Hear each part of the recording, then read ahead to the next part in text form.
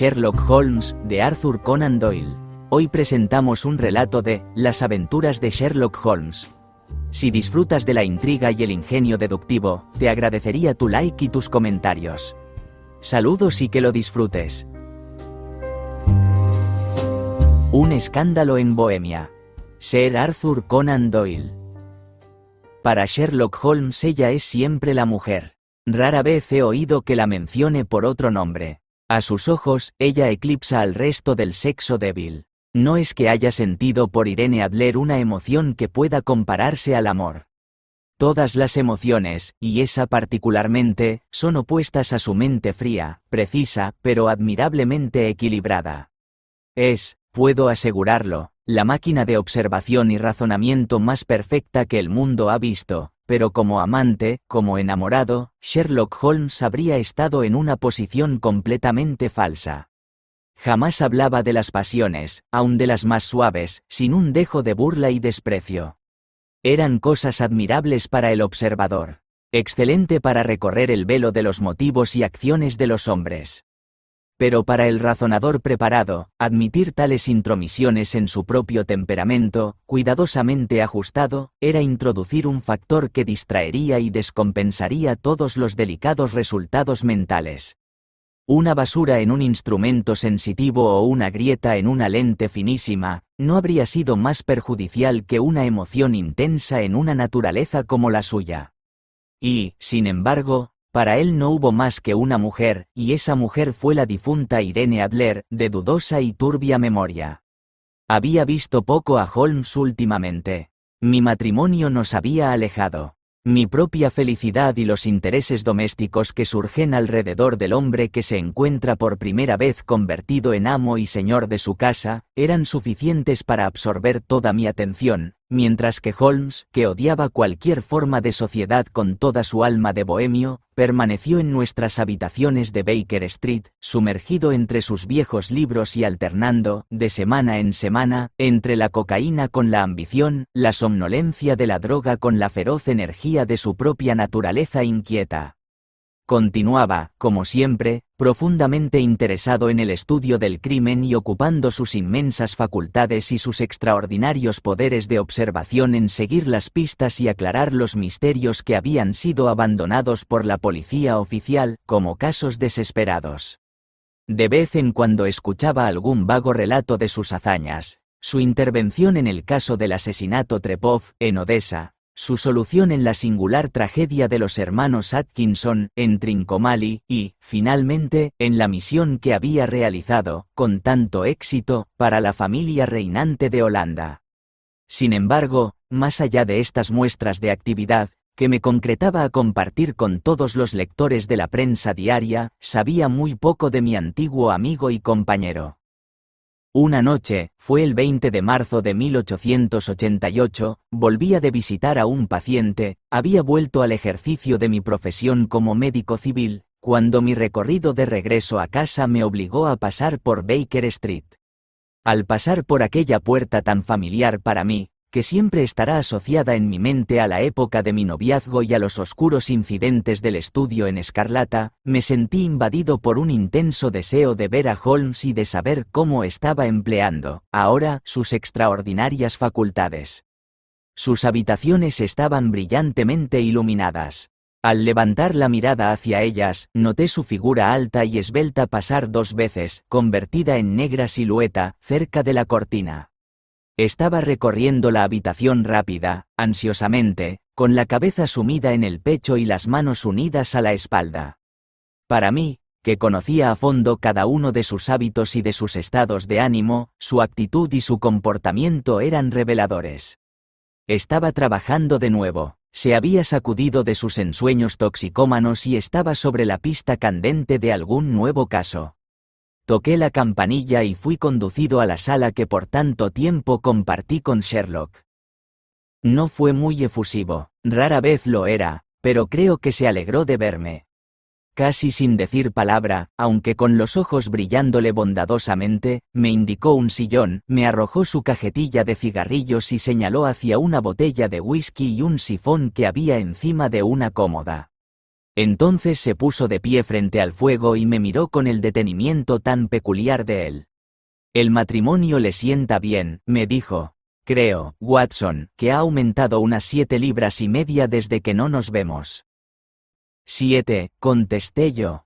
Debí haber pensado un poco más antes de decir eso.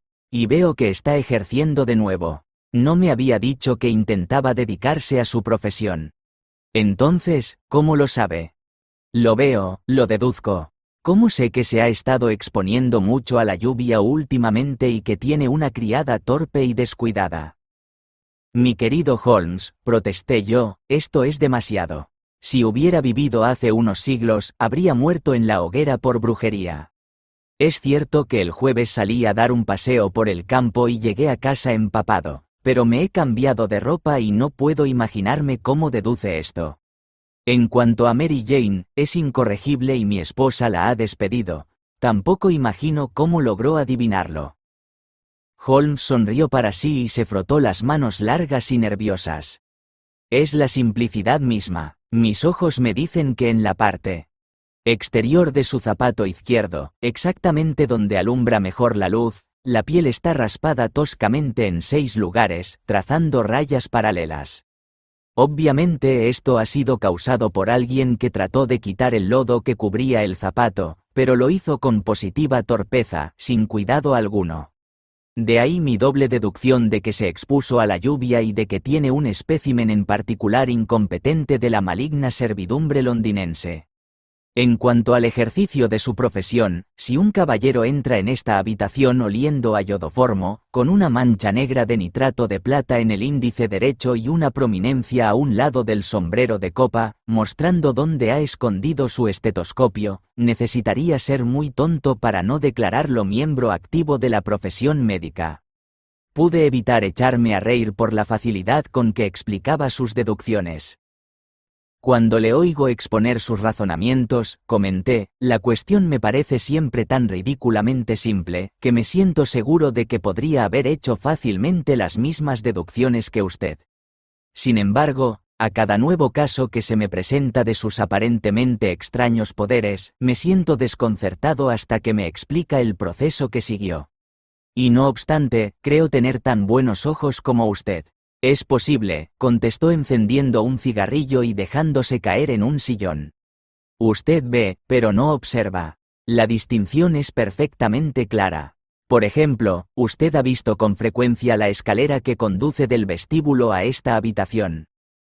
Ciertamente. ¿Cuántas veces? Bueno, varios centenares de ocasiones. Entonces, ¿podrá decirme cuántos hay? ¿Cuántos escalones? No sé, ¿ahora comprende? Usted no ha observado, a pesar de haber visto. Eso es lo que quería decirle. Ahora bien, yo sé que hay 17 escalones, porque he visto y he observado. Por cierto, ya que está interesado en estos problemitas y que ha sido lo bastante amable como para publicar una o dos de mis experiencias, quizá le guste ver esto, me entregó una hoja de papel grueso, de un suave tono sonrosado, que había estado hasta entonces sobre la mesa.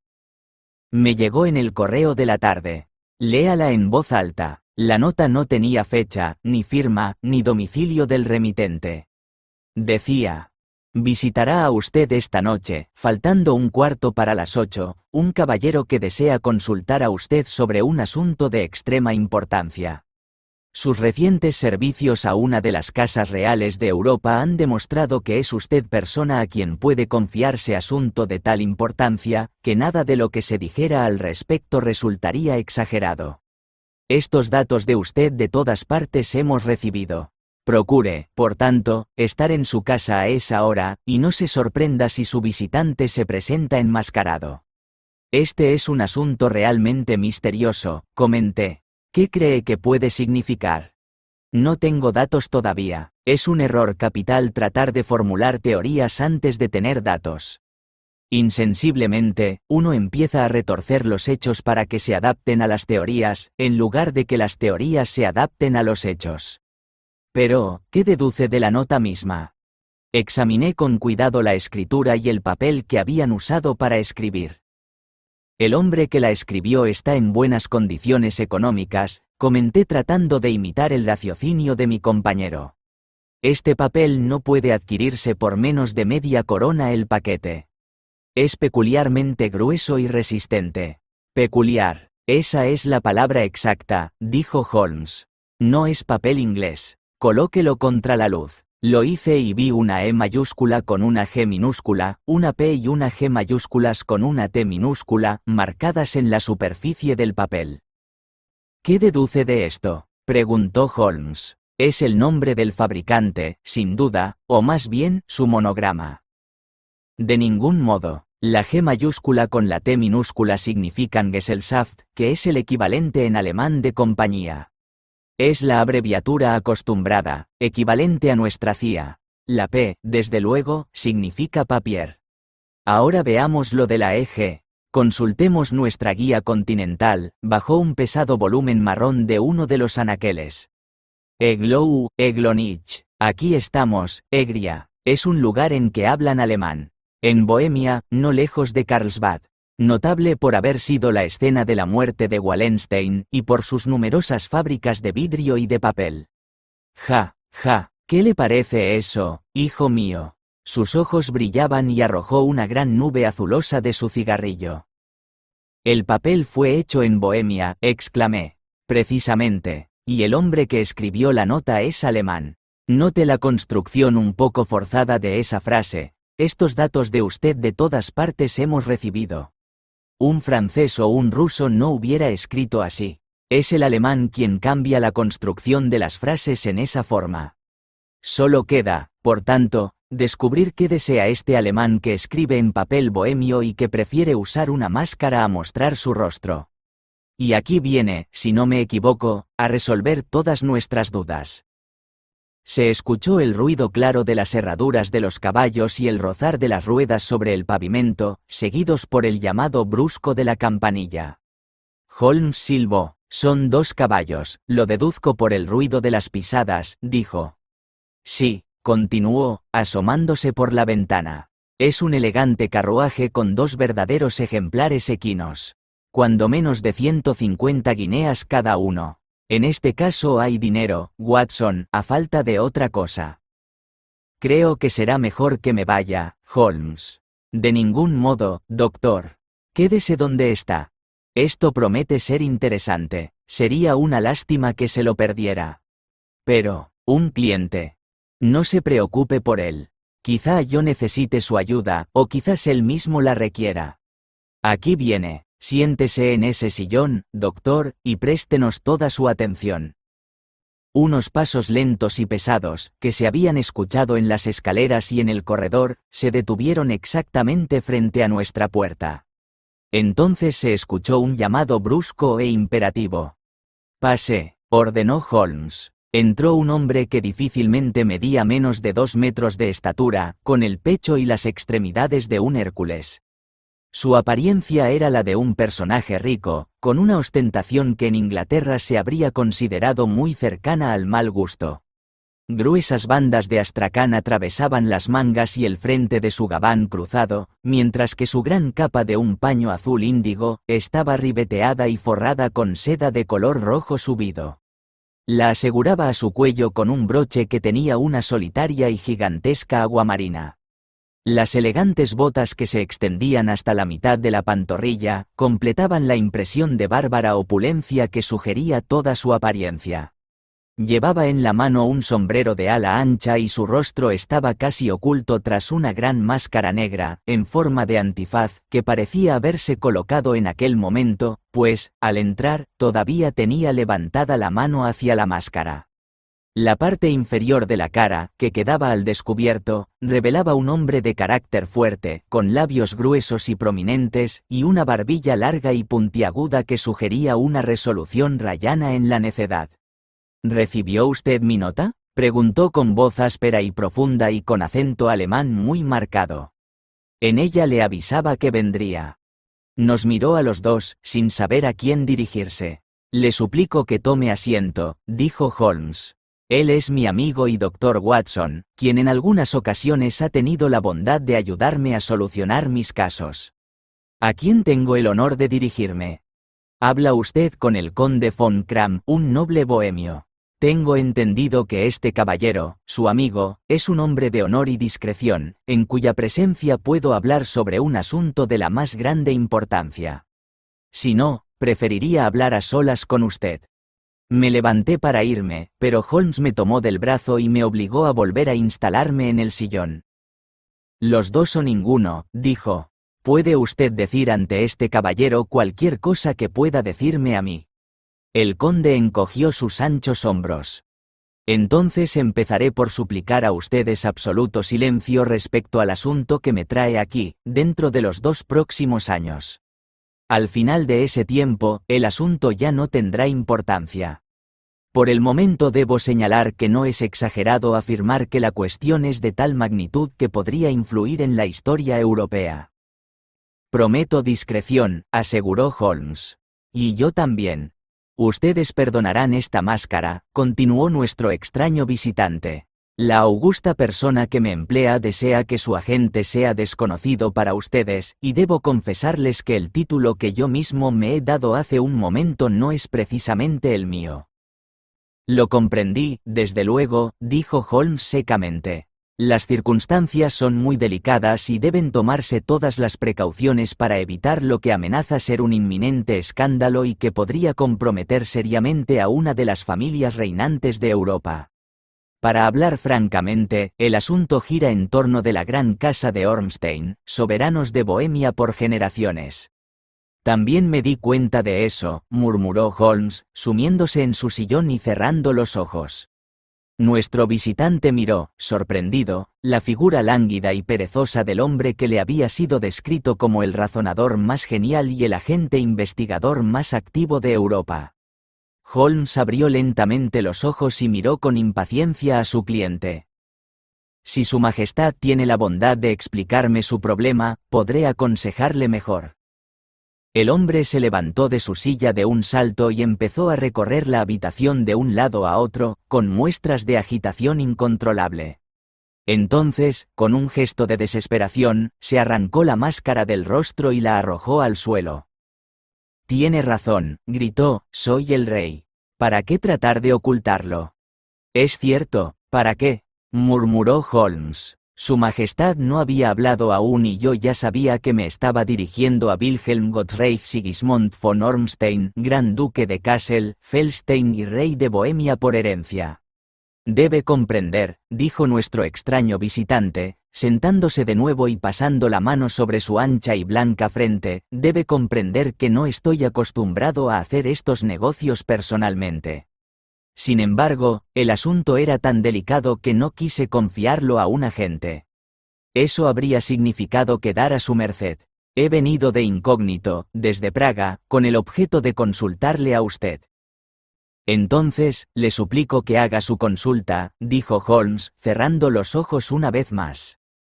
Los hechos, en concreto, son los siguientes. Hace unos 5 años, durante una prolongada visita a Varsovia, trabé conocimiento con la bien conocida aventurera Irene Adler. El nombre es, sin duda alguna, familiar para usted. Tenga la bondad de ver qué dice mi índice sobre ella, doctor, murmuró Holmes sin abrir los ojos. Durante muchos años había adoptado el sistema de anotar todos los párrafos referentes a hombres y cosas que se publicaban en los periódicos, de tal modo que era difícil mencionar un tema o a una persona sin que él pudiera contar de inmediato con información al respecto. En este caso, encontré la biografía de la mujer entre la de un rabí hebreo y la de un marino que había escrito una monografía sobre los peces que habitan en los mares profundos. Déjeme ver, exclamó Holmes. Nació en Nueva Jersey en el año de 1858. Contralto, La Scala, prima donna de la Ópera Imperial de Varsovia. Sí, retirada de la escena. Ajá, viviendo en Londres actualmente. Eso es. Su Majestad, entiendo, se mezcló con esta joven, le escribió algunas cartas comprometedoras y ahora está deseoso de recobrar esas cartas. Precisamente. ¿Pero cómo? ¿Hubo un matrimonio secreto? No. Nada de papeles legales o certificados. Ninguno. Entonces, no acierto a comprender a Su Majestad. Si esta joven presentara sus cartas para realizar un chantaje o con cualquier otro propósito, ¿cómo iba a probar su autenticidad? Por la escritura. Va, falsificada. Mi papel privado. Robado. Mi propio sello. Imitado. Mi fotografía. Comprada. Estamos los dos en la fotografía. Ah, caramba, eso sí es terrible. Su Majestad cometió una tremenda indiscreción al fotografiarse así. Estaba enamorado, loco. Se ha comprometido muy seriamente. En aquel entonces era solo príncipe. Era joven. Aún ahora no tengo más que 30 años. Esa fotografía debe recobrarse. Hemos tratado de hacerlo, y hemos fracasado. Su Majestad tendrá que pagar. Debe ser comprada. Ella no la venderá. Robada, entonces. Se han hecho 5 intentos. En 2 ocasiones, ladrones a mi servicio han registrado su casa. Una vez le robamos el equipaje cuando iba de viaje. 2 veces la han registrado mujeres pagadas por mí. Sin resultado. ¿No hay rastros del retrato? Absolutamente ninguno. Holmes se echó a reír.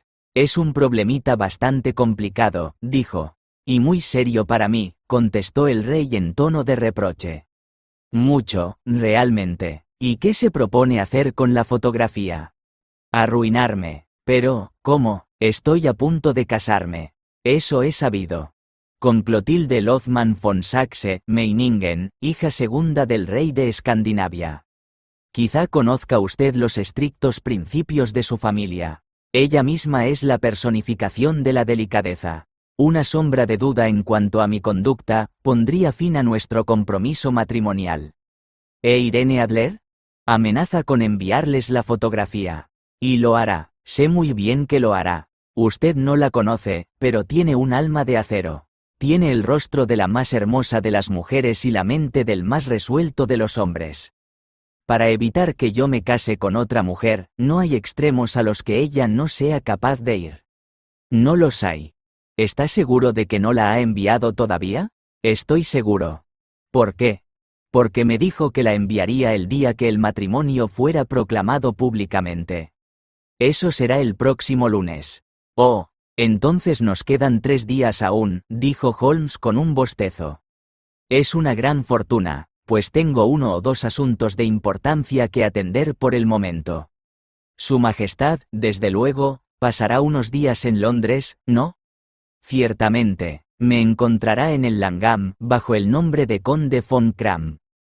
Entonces lo visitaré para notificarle sobre el progreso de nuestras indagaciones. Le ruego que lo haga. Vivo invadido por la ansiedad. ¿Y qué me dice respecto al dinero?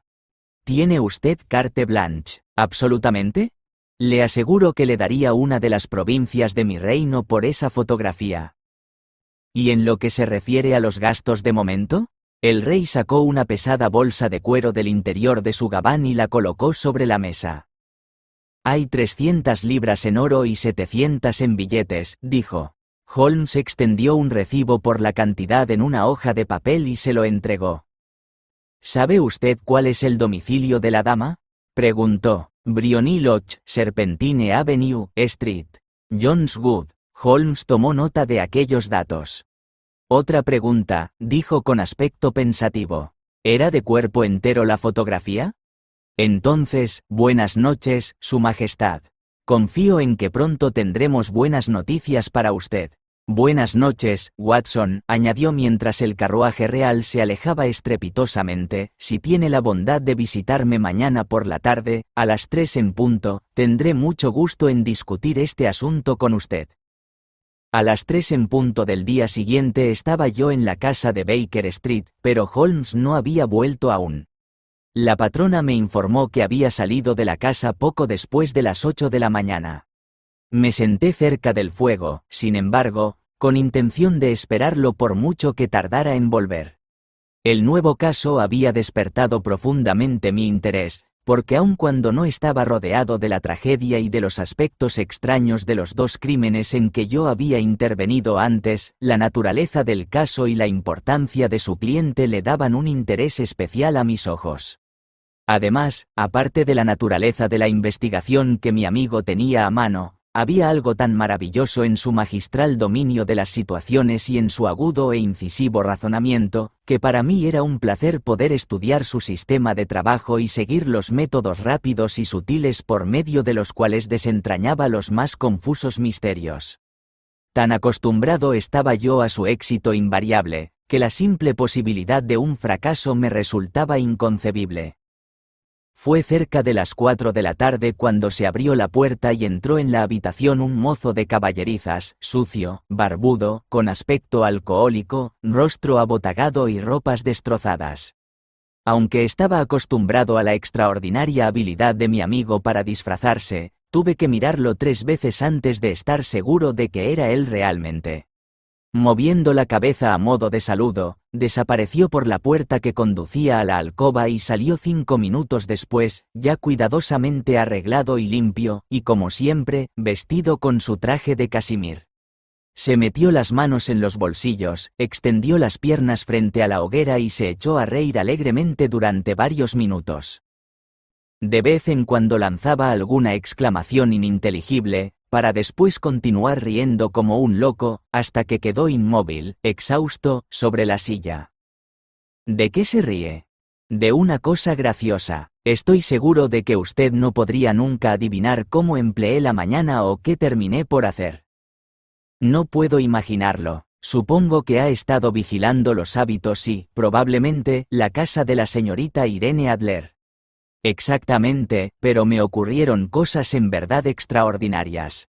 Salí de la casa poco después de las 8 de la mañana, disfrazado como mozo de caballeriza, sin trabajo. Hay una maravillosa simpatía y camaradería entre los miembros de esta profesión.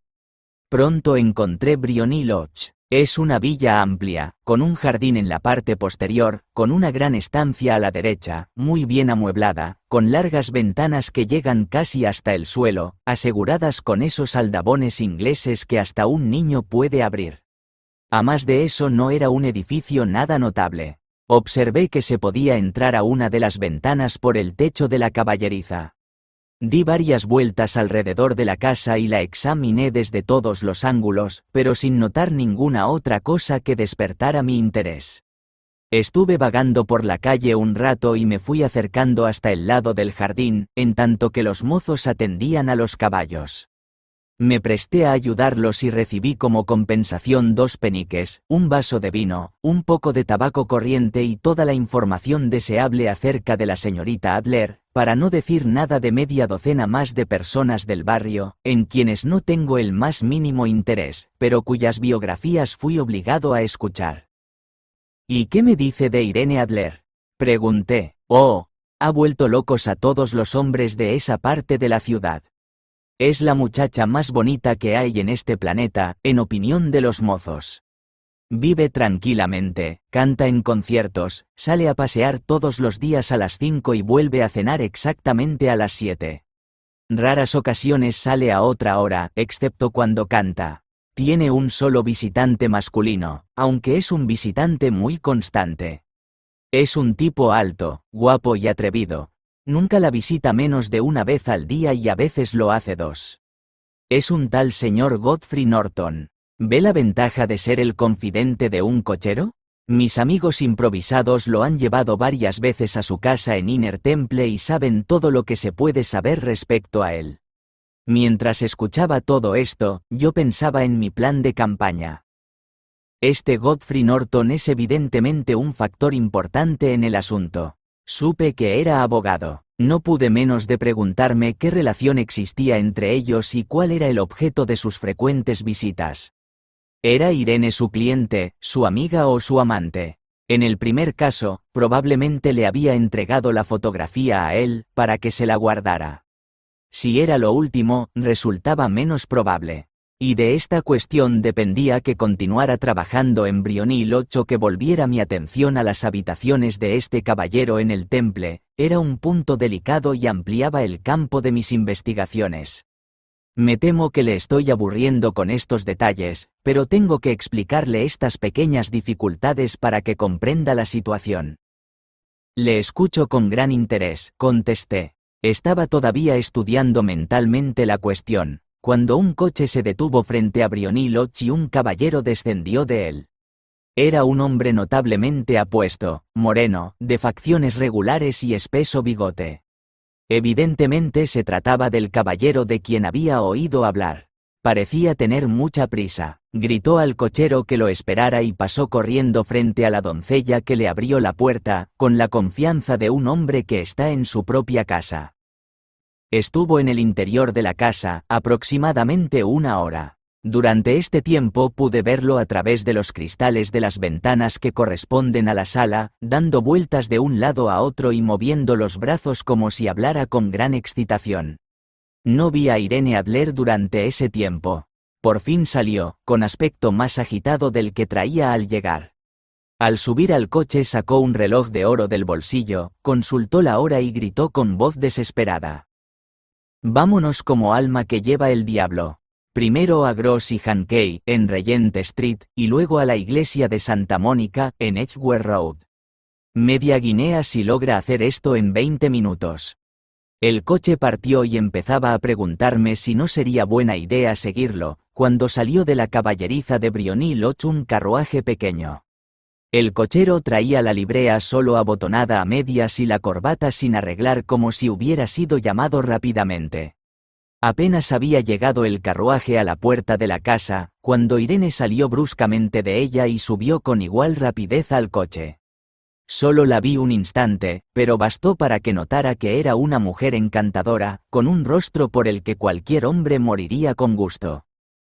«A la iglesia de Santa Mónica, John», gritó, «y te doy medio soberano si llegas en 20 minutos».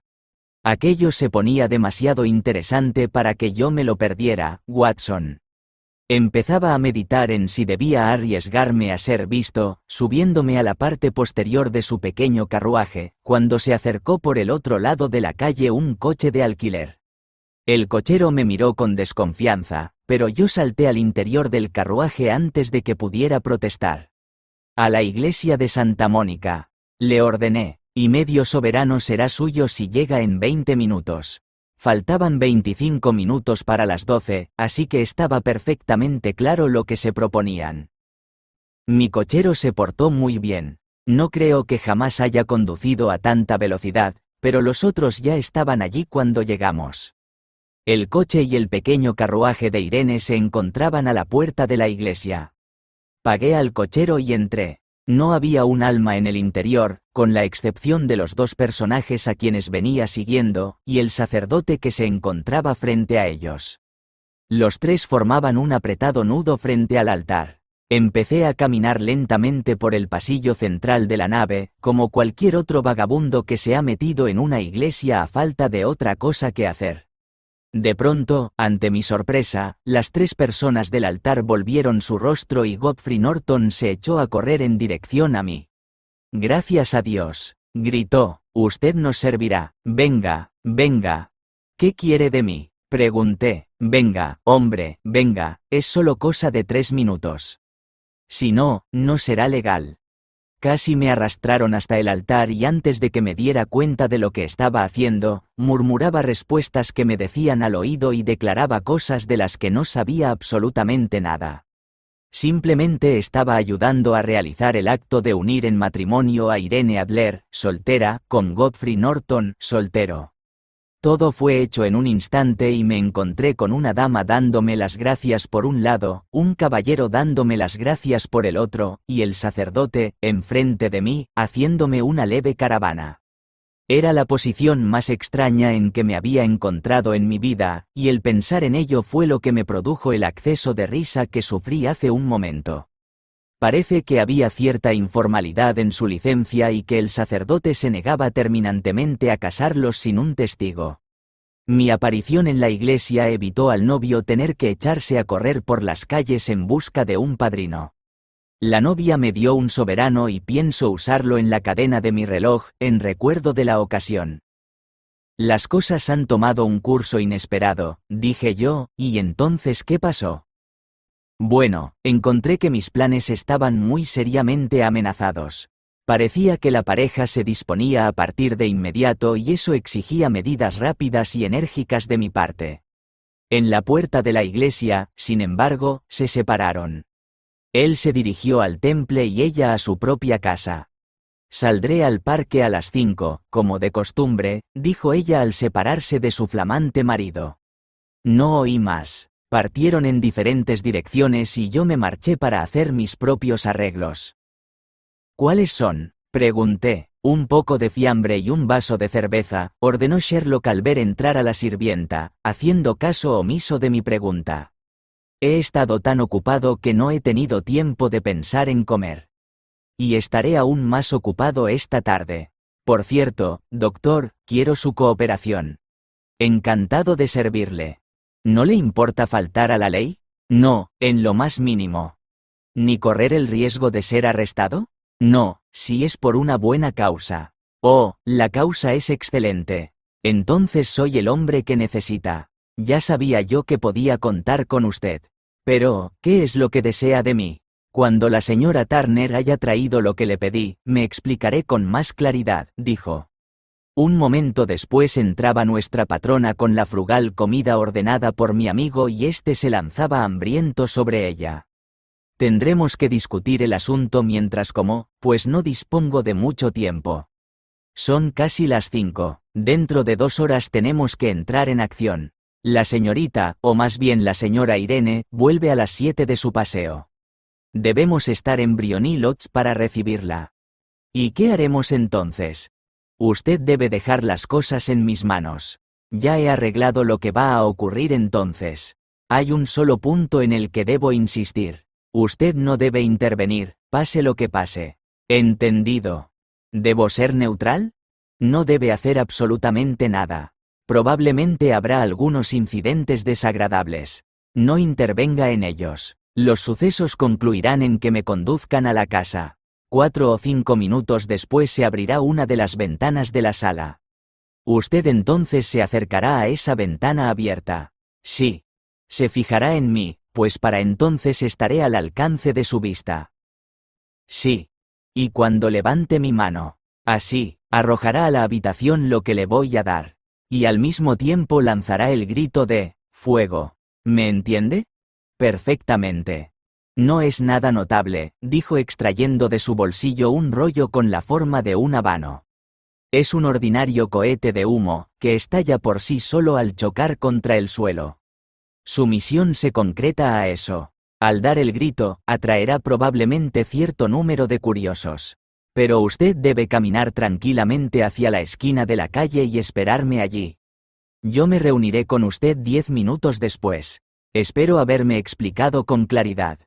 Sí, yo debo permanecer neutral, acercarme a la ventana abierta, para observarlo, y arrojar este objeto a una señal suya, al mismo tiempo que lanzo el grito de fuego.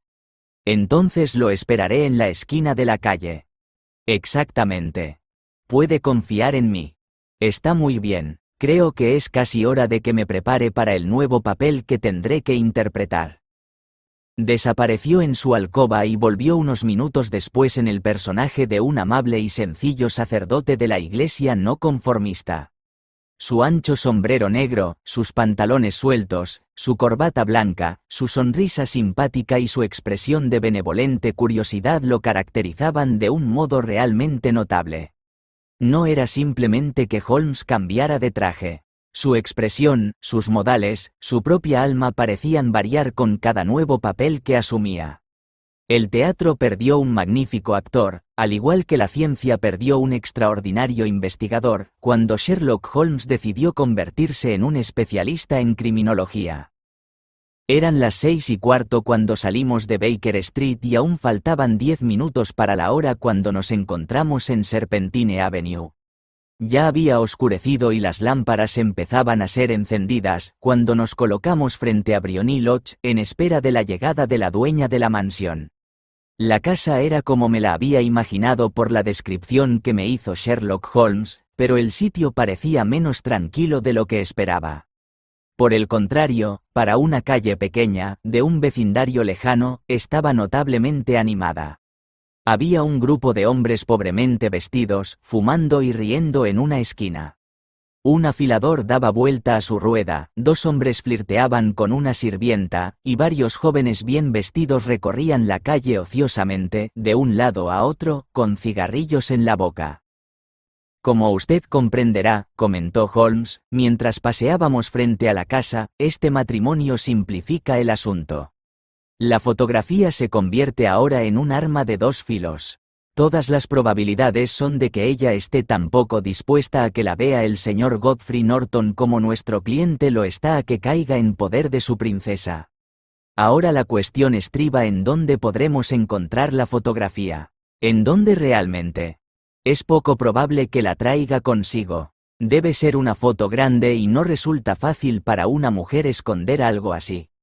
Además, la han registrado 2 veces y debe sospechar que el rey está decidido a repetir la hazaña. Podemos dar por hecho, entonces, que no la trae consigo. ¿En dónde la tiene, entonces? ¿Con su banquero o con su abogado? Esa es una doble posibilidad, pero no me inclino mucho a ella. Las mujeres son discretas con sus propios secretos. ¿Por qué había de entregarla a manos ajenas? Además, recuerde que ha resuelto usarla dentro de pocos días. Debe estar al alcance de sus manos. Debe estar en su propia casa.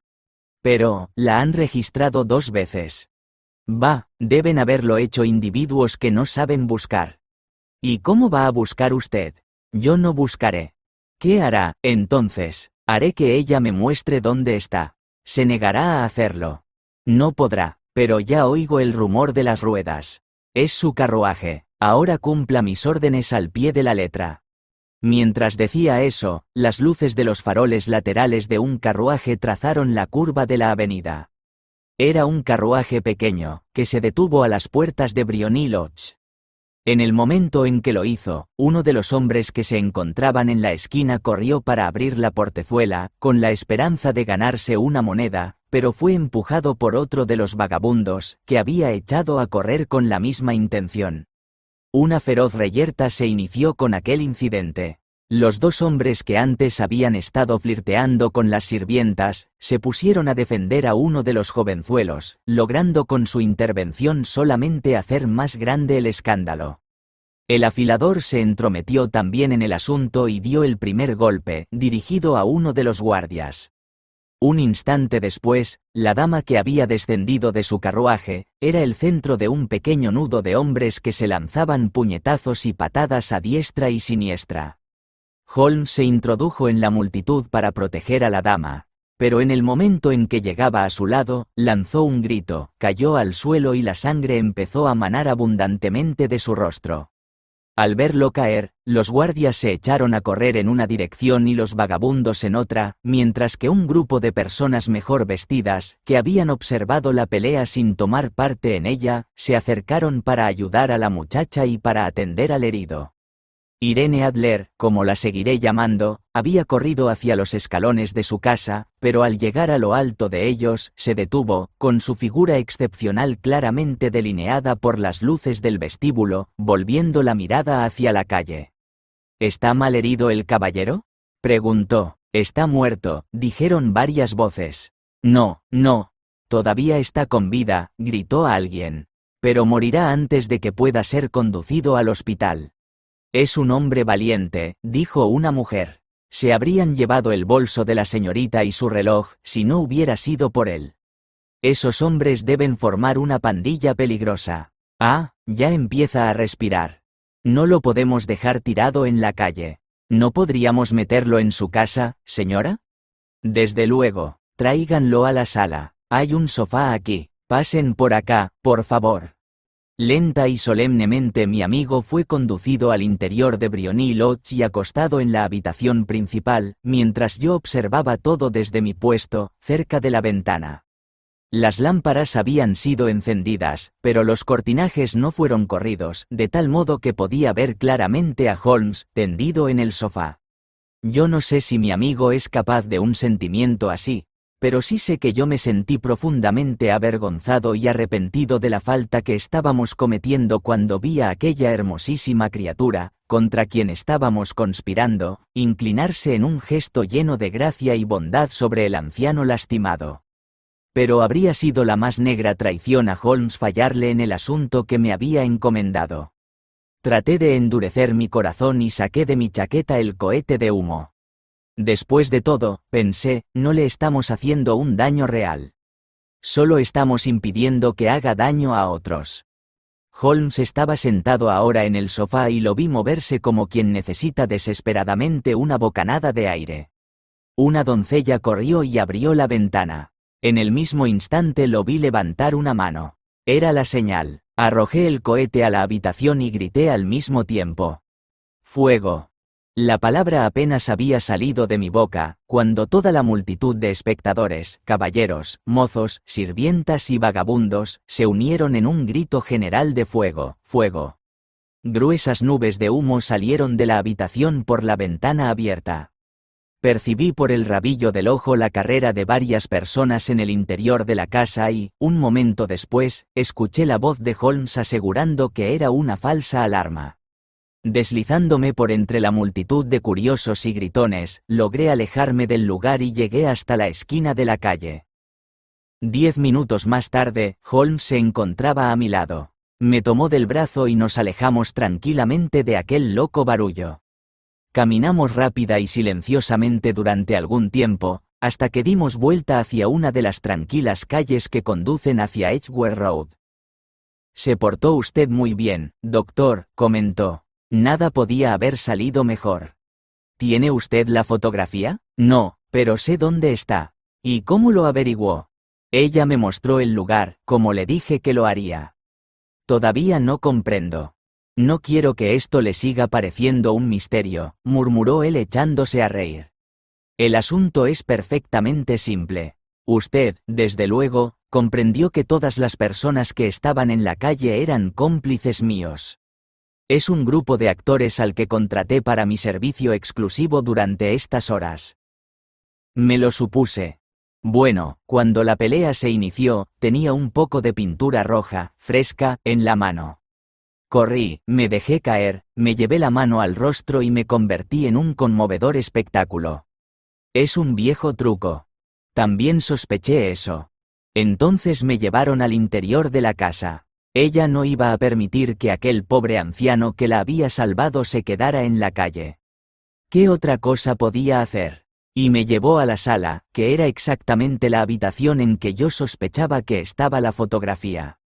Tenía que estar allí o en su alcoba. Y yo estaba decidido a averiguar en dónde. Me tendieron en un sofá, yo pedí a gritos un poco de aire, abrieron la ventana y usted hizo lo demás. ¿En qué le ayudó lo que hice? Era absolutamente importante. Cuando una mujer piensa que la casa se ha incendiado, su instinto la hace correr a rescatar lo que mayor valor tiene para ella. Es un impulso incontrolable y más de una vez me he aprovechado de él. En el caso del escándalo de Darlington me fue de gran utilidad, al igual que en el asunto del castillo Arnsworth. Una madre corre por su hijo. Una mujer soltera corre a rescatar sus joyas. Yo comprendía que nuestra dama no tenía en la casa nada más valioso para ella que la fotografía que estamos buscando. Correría a buscarla, para ponerla a salvo. La alarma de fuego resultó perfecta.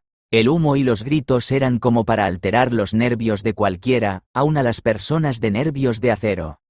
Nuestra amiga reaccionó tal como lo pensé. La fotografía está en un anaquel secreto de la pared de la sala, exactamente arriba de la campanilla. Se encontró allí en un instante y pude verla en el momento en que corría la puerta disimulada. Cuando grité que era una falsa alarma, la volvió a colocar en su sitio, miró el cohete, salió corriendo de la habitación y no he vuelto a verla desde entonces. Me levanté y, después de excusarme, salí de la casa. No me decidí a apoderarme de la fotografía de inmediato, porque el cochero había entrado a la sala y me estaba observando fijamente.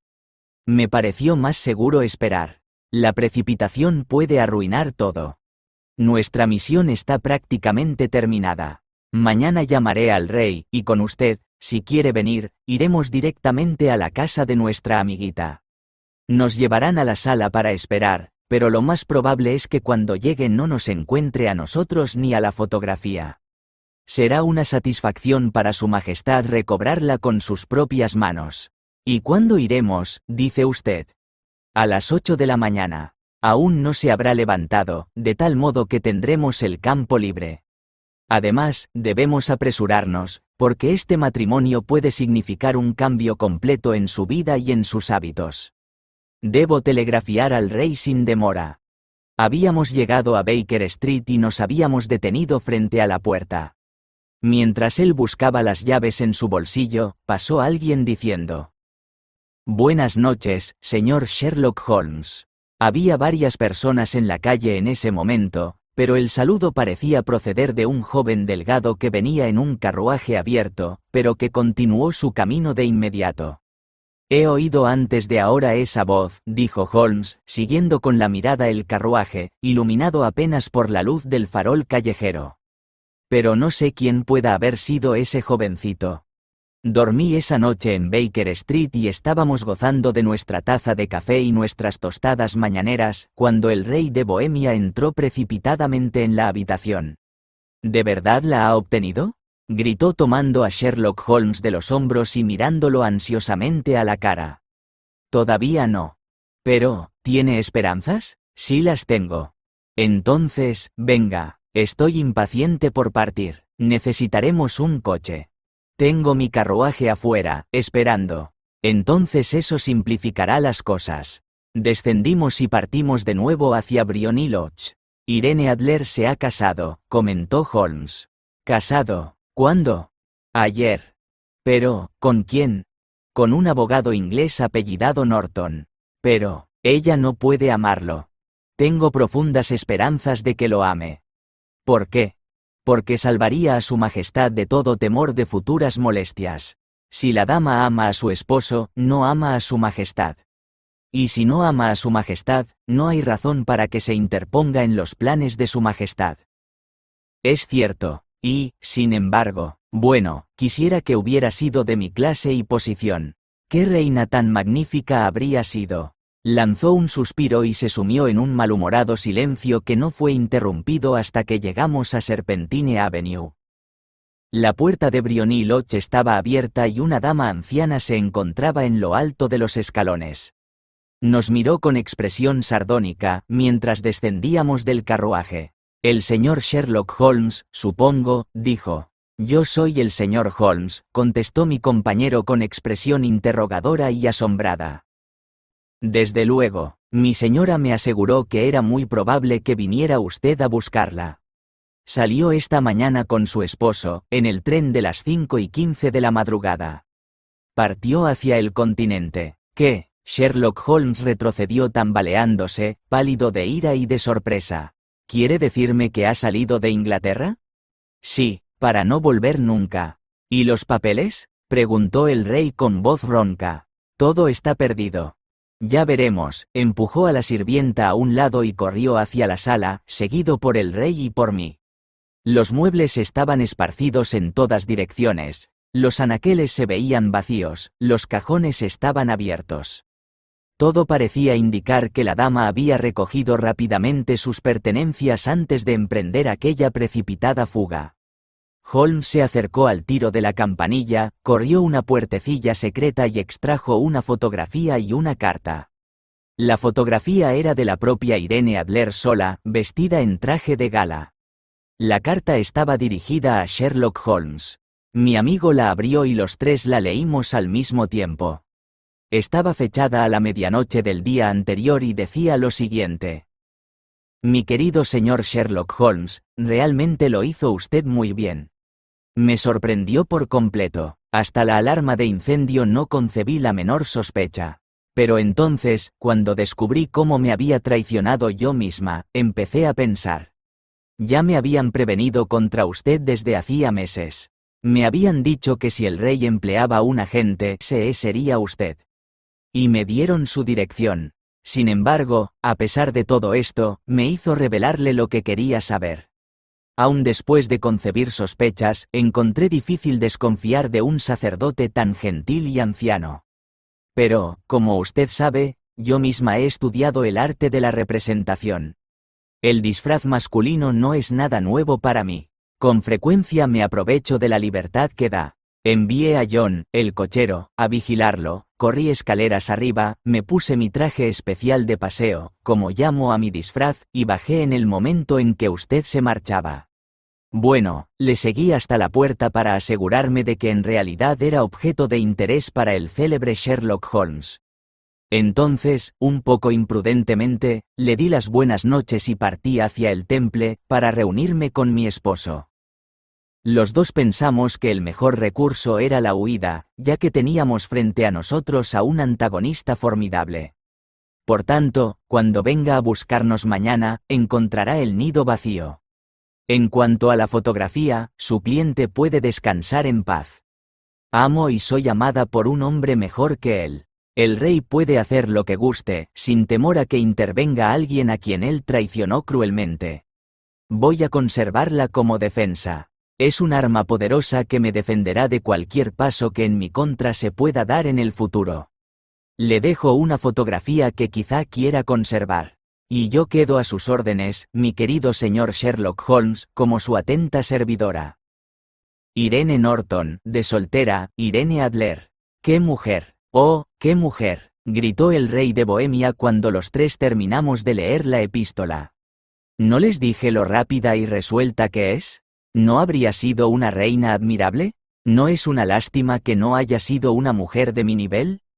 De lo que he visto de esa dama, me parece que realmente está en un nivel muy diferente al de su majestad, dijo Holmes con frialdad. Siento no haber podido llevar el negocio de su majestad a una conclusión más feliz. Por el contrario, mi querido señor, gritó el rey, nada pudo haber resultado mejor. Yo sé que la palabra de ella es inviolable. La fotografía está ahora tan segura como si estuviera en el fuego. Me alegra oír decir eso a su majestad. Me siento inmensamente agradecido con usted. Le suplico que me diga en qué forma puedo recompensarlo. Este anillo. Extrajo de su dedo un anillo en forma de serpiente, con una gran esmeralda en el centro, y lo extendió hasta mi amigo, colocándolo en la palma de su mano.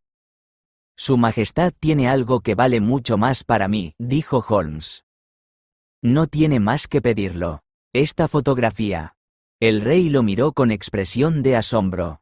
¿La fotografía de Irene?, gritó. Si la quiere, es suya. Agradezco mucho esto a su majestad. Entonces, no queda nada más por hacer en este asunto. Tengo el honor de desear a usted muy buenos días. Hizo una reverencia y se dio la vuelta sin hacer caso de la mano que el rey le extendía.